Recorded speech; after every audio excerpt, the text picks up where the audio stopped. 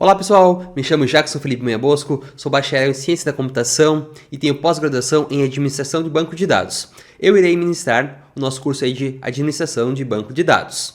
Nossa primeira aula vai ser sobre compreender os conceitos, funcionamento e funções dos gerenciadores de banco de dados.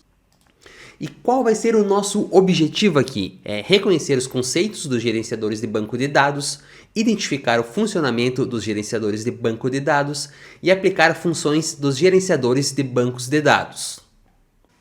Vamos começar com uma breve introdução ao SGBD. Então, hoje a gente vai explorar como um SGBD funciona na prática. Vocês verão como diferentes atores, como programadores, DBAs e usuários, eles interagem com os sistemas para garantir que os dados sejam armazenados e acessados de forma eficiente e também segura. E quais são os papéis do SGBD? Na parte de programador, desenvolver a aplicação que interage com o banco de dados. O DBA, que é o administrador de banco de dados. Então ele configura e mantém o SGBD, garantindo a performance e também a segurança.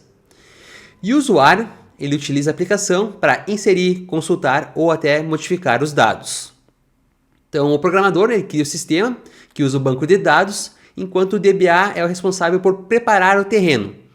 Então para que tudo funcione bem. Já o usuário final, ele nem percebe que está usando um SGBD. Para ele, é apenas um botão ou até mesmo um formulário. Aqui a gente pode trazer um exemplo prático para a aula, que seria esse cenário. Então, um sistema de e-commerce, onde o programador ele desenvolve a página de checkout, o DBA ele vai ajustar os índices para acelerar a busca dos produtos, e o usuário ele finaliza a compra. E os dados são salvos no SGBD. Na parte de aplicação, é a interação do usuário, que é o programador também. O SGBD ele faz parte do controle de dados, que é a parte da base aí de dados, que é o armazenamento. Então, o SGBD ele é o cérebro que gerencia todas as operações.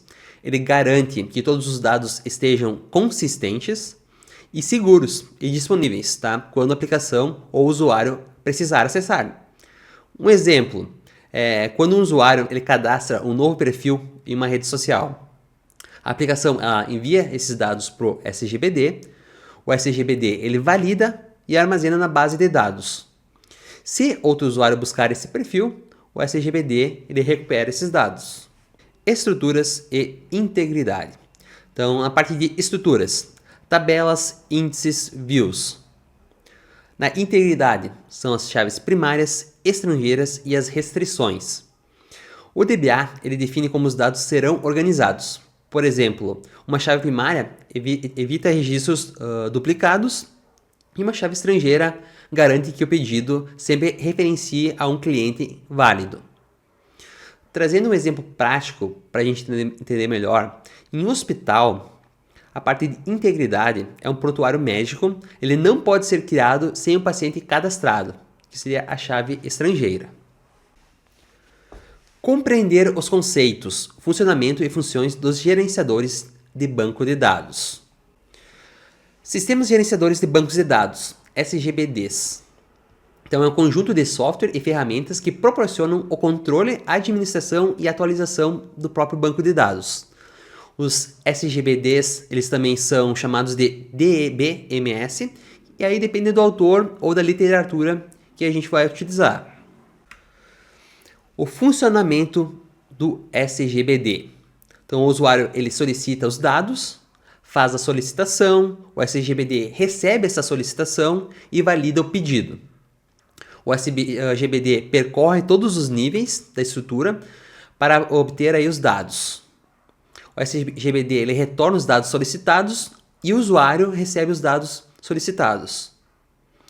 Nesse contexto, o SGBD ele interage com o usuário, a aplicação e a base de dados.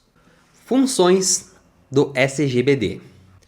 Na parte de segurança, então deve controlar quem pode visualizar, atualizar, inserir e até mesmo excluir. Ele deve proteger as informações com relação a um crash no banco, algum problema que possa danificar a base de dados e as informações que nele contém. Na parte de concorrência, Aqui é garantir que nas operações de entrada e saída do banco ocorra a integridade desses dados. Um exemplo, então em uma conta de um banco que contém R$ 1.000 e a operação de saque vai ocorrer de R$ 1.000, essa tabela ela tem que ser truncada, pois não pode haver outra interação simultânea nessa mesma tabela. Backup, então é ter a cópia dos bancos de dados igualmente e integralmente garantidos. Ou seja, se acontecer alguma coisa nessa base de dados, tem que ter o backup para salvar nessa empresa, onde os dados estejam íntegros e garantidos e o mais próximo do momento real possível. Gerenciamento. Gerenciar toda e qualquer informação de entrada, alteração e saída do banco de dados. Então essa é uma das funções principais aí do SGBD. Esquematização. É onde ocorre o relacionamento entre as tabelas e o próprio banco de dados. Agora, a gente vai falar um pouquinho sobre os modelos existentes do SGBD. Vamos começar com o hierárquico, que a classificação dos dados depende da hierarquia e da forma descendente, de pai para filho. Ou seja, começa em cima de pai e vai passando para os seus filhos. Então, esse seria o modelo hierárquico descendente. Já no modelo de rede, ele é um pouco diferente. Então, como no modelo hierárquico, esse modelo também utiliza apontadores para os seus registros.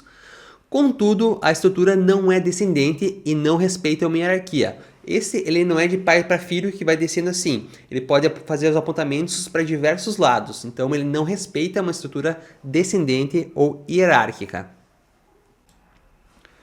O modelo orientado a objetos. Então, os dados eles são armazenados em objetos. Existem classes, que são conjunto de objetos, que por sua vez, os campos são as instâncias dessa classe. E os tipos de SGBD? Existem os relacionais, que são os que utilizam SQL. Por exemplo, o Postgres, o IBM DB2, o MySQL, o Oracle e o SQL Server. E existem os não relacionais, que eles são chamados de NoSQL. Eles não utilizam a linguagem SQL para suas buscas, inserções ou até mesmo atualizações. Aqui a gente tem, por exemplo, o Cassandra, o MongoDB, o CouchDB e o Firebase.